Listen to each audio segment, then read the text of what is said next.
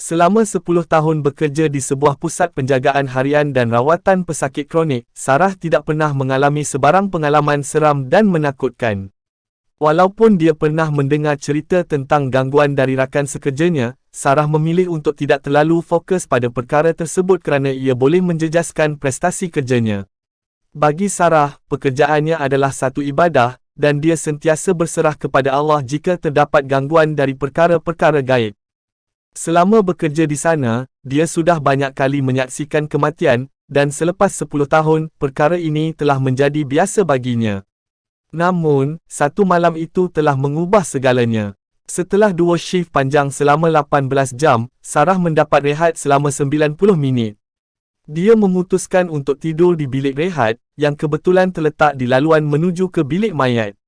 Ini bukanlah kali pertama dia tidur di bilik tersebut, dan seperti biasa, dia mematikan lampu dan menutup pintu sebelum tidur. Tetapi pada sekitar pukul 1 pagi, Sarah terdengar suara biip seperti pintu terbuka dan tertutup.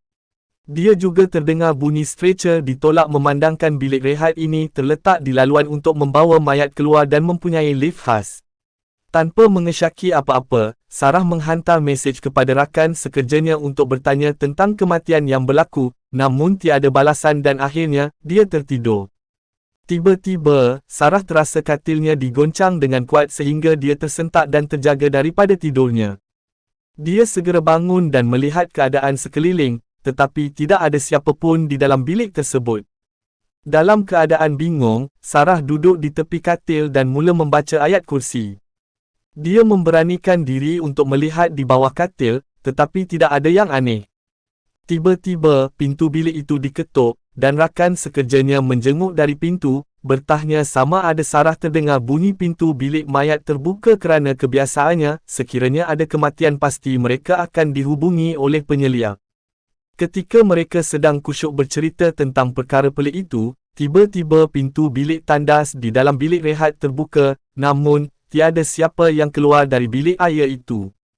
Sarah merasa tidak tenang dan memutuskan untuk menyambung tugasnya meskipun masih ada waktu rehat berbaki.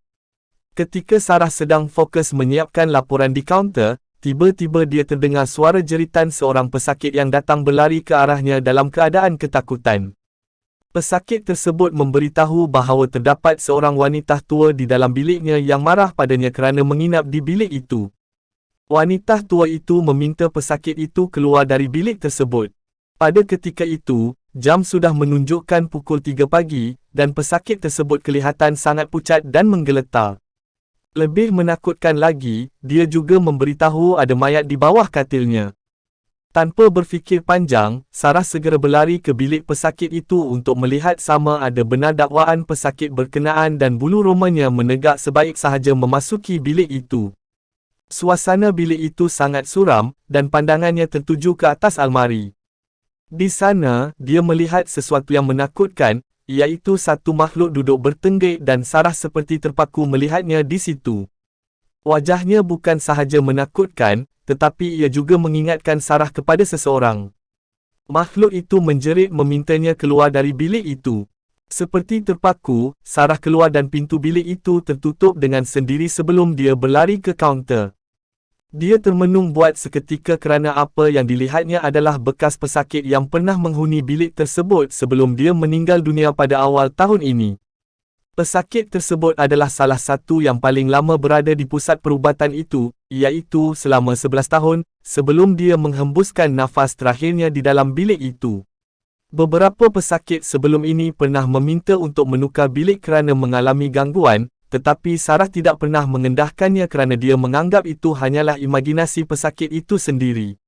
Dia tidak menyangka bahawa wanita tua itulah yang menghantui bilik tersebut.